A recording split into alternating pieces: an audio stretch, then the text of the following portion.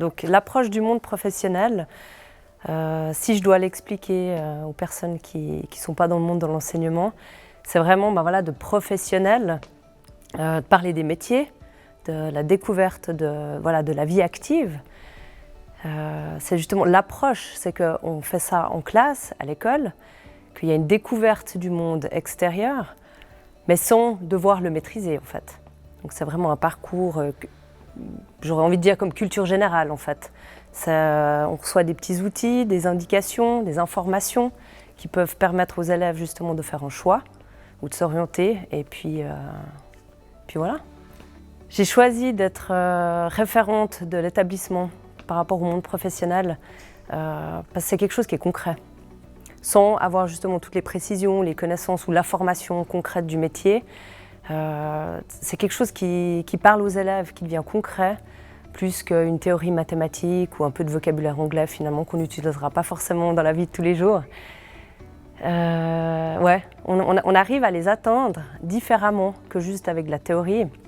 Et puis ça permet justement d'aller à l'extérieur de la classe, des murs du collège, et ça leur parle beaucoup. En tout cas, moi j'ai l'impression, et de ce que j'arrive à faire avec eux, ça fonctionne et c'est parlant.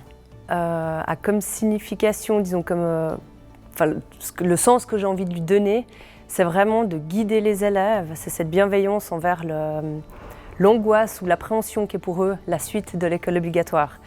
Ils sont à un âge, 9, 10, 11e, où c'est assez délicat pour eux, ils sont un petit peu perdus, ils rentrent dans cette adolescence où ils n'ont pas tous les repères nécessaires. Et c'est vraiment de les guider, de les aiguiller sur la connaissance de soi, d'eux-mêmes, pour le peu que je puisse le faire, je ne suis pas psychologue non plus, mais c'est ça, qu'ils arrivent à se découvrir pour la suite, qu'ils puissent avoir une solution et trouver un chemin en sortant de l'école, et puis pas mis sur le carreau. Il y a une forme d'appréhension, peut-être d'angoisse du travail, des horaires, de la longueur de la journée, plus de vacances, très peu, disons, par rapport au monde scolaire. Et puis, un des clichés, c'est aussi le salaire. C'est ce que l'apprenti va toucher, et c'est vrai qu'actuellement, on entend beaucoup le jeune dire « Ah, mais je vais faire ça, ça paye bien ». Donc actuellement, je trouve qu'ils sont très focalisés argent. Dans ces périodes de formation générale que le maître de classe a avec sa classe, c'est intéressant, on constate l'intérêt de ces élèves, pas forcément scolaires, à faire plus rapidement des stages dans une entreprise. Ils ont déjà des fois des idées plus claires du monde professionnel que leurs camarades. Et après, le travail qui est fait en amont avec eux est super intéressant, parce qu'ils sont très preneurs, et le fait de savoir que pendant une semaine, je ne suis pas à l'école, je vais apprendre quelque chose, je vais voir quelque chose quand ils reviennent de leur semaine de stage. Ils sont relativement épanouis et excités de la suite des événements. Donc, il y a quelque chose de très marqué à ce niveau-là.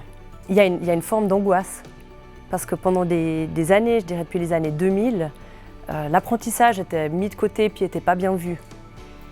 Et là, on est en train de revenir, je pense, sur pas focalisation, mais de remettre en évidence l'apprentissage. Surtout qu'on sait qu'en Suisse, on est très bien, sur le plan mondial. La Suisse est très bien positionnée par rapport à la formation de l'apprentissage. Donc voilà, apporter peut-être aussi des informations utiles pour les parents qui puissent s'ouvrir par rapport à ça, et puis ça aidera les enfants à suivre. Parce que les parents doivent quand même être les premiers guides pour les élèves.